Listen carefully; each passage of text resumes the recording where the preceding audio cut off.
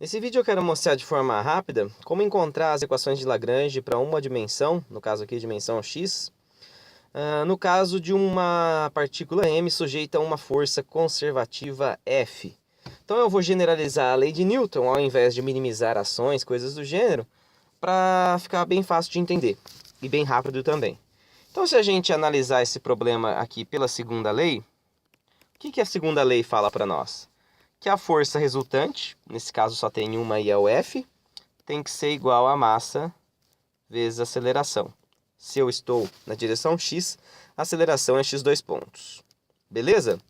De uma forma genérica, nós podemos generalizar esse termo que aparece do lado direito, porque a forma mais geral para isso é que a força resultante é a variação do momento. Então, momento P, dp, dt. Certo? Se a força for conservativa, nós podemos definir F como menos a derivada de um potencial com relação a x, porque é a única direção que nós estamos interessados. Daí essa equaçãozinha que a gente tinha, F igual a dp dt, fica sendo assim, menos del v del x igual a dp dt. E a gente pode relacionar, como aparece energia potencial no lado esquerdo, a gente pode relacionar esse momento com a energia cinética. Por quê? Porque a energia cinética, no caso aí de translação dessa massinha na direção x, é meio de mx ponto quadrado. E se eu derivar a energia cinética com relação a x ponto, que é a velocidade, fica exatamente a derivada de x ponto quadrado, que cai o expoente, tira 1 lá em cima, e dá exatamente isso daqui. Que simplificando fica mx ponto, que é massa vezes velocidade, que é a definição de momento.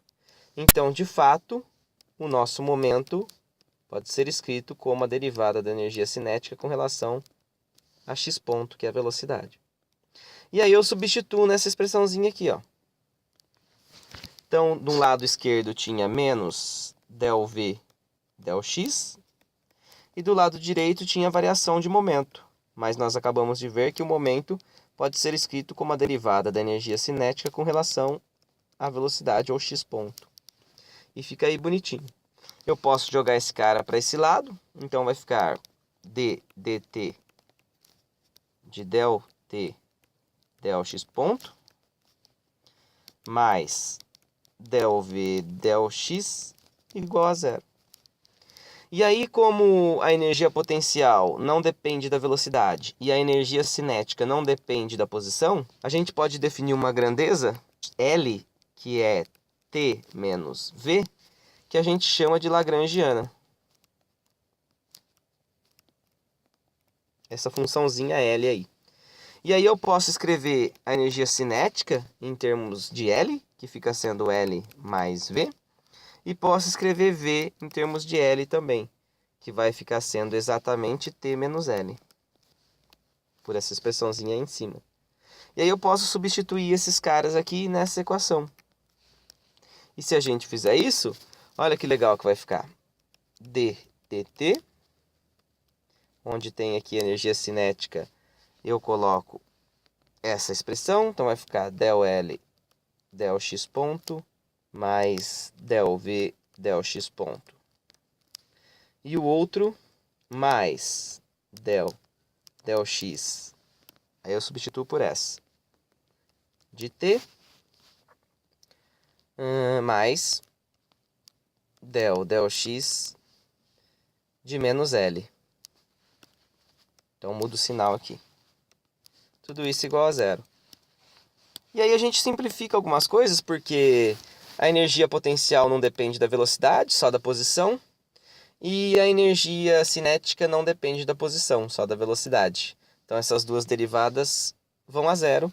E a gente encontra que del t de del L del x ponto menos del L. Deixa eu consertar aqui que ficou feio. Del L del x tem que ser zero. E essa daqui é um tipo de equação de Lagrange Na verdade, é a equação de Lagrange para o movimento de uma partícula sujeita a movimento só na direção x, ok? Com coordenadas, que a gente vai ver mais para frente, que são coordenadas generalizadas, x e x ponto. Então, olha que beleza. Esta equação aqui é que vai reger o movimento daquela massinha que estava sujeita a uma força F que era conservativa. Ah, mas e se a força não for conservativa? Então não vai ser igualado a zero, a gente vai ter um termo aqui que vai ser chamado de força generalizada. Mas para esse caso simples, a gente pode aplicar em um exemplo e vocês vão compreender bem essa coisa. Por quê? Porque a gente pode pegar um probleminha massa-mola, que todo mundo sabe analisar, e encontrar a equaçãozinha para essa coisa aí. Por quê? Porque a gente sabe que tem uma força de mola que atua aqui. Se tem uma força de mola, tem um potencial elástico. E a gente consegue definir a lagrangiana como sendo T menos V. A energia cinética do bloquinho é só devido à translação nesse caso, então meio de mx ponto quadrado. E a energia potencial é meio de kx quadrado. Beleza? Então o que eu tenho que fazer? Eu tenho que encontrar a derivada de L com relação a x ponto e a derivada de L com relação a x. Se eu derivar L com relação a x ponto, olha o que vai acontecer. Só tem x ponto nesse cara aqui, ó. Então vai ficar exatamente mx ponto, que é a derivada dessa parcela aqui que eu estou circulando. Cai o expoente, né? O 2 lá mata com esse 2 aqui embaixo, fica mx ponto. E se eu calcular a derivada de L com relação a x, aí o que tem x é só esse cara aqui agora.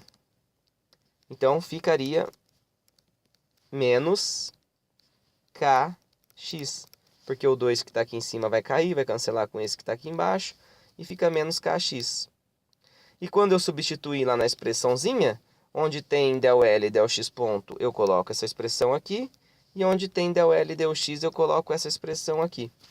Então, olha o que vai acontecer. Vai ficar um d dt de mx ponto. E aqui vai ficar menos, que já tinha um menos lá, ó, aqui na equação, del L e del x, que também tem outro menos. Menos kx. E isso tudo igual a zero.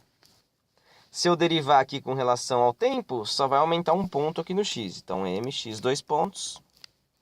Menos com menos dá mais kx igual a zero. Se eu divido tudo por m, eu tiro exatamente a equação do oscilador harmônico simples, que é x2 pontos mais k sobre mx igual a zero. Olha só, não preciso mais aplicar a lei de Newton, calcular forças, coisas do gênero, né? Com vetores, só calcular derivadas. Esse é o poder das equações de Lagrange e dessa mecânica lagrangiana. Tá? Ao invés de a gente ficar se preocupando com projeções, coisas do gênero, vetores, nós vamos ficar preocupados em calcular derivadas. E esse foi o exemplozinho que eu escolhi para mostrar para vocês a importância da mecânica lagrangiana que a gente vai começar a abordar daqui para frente.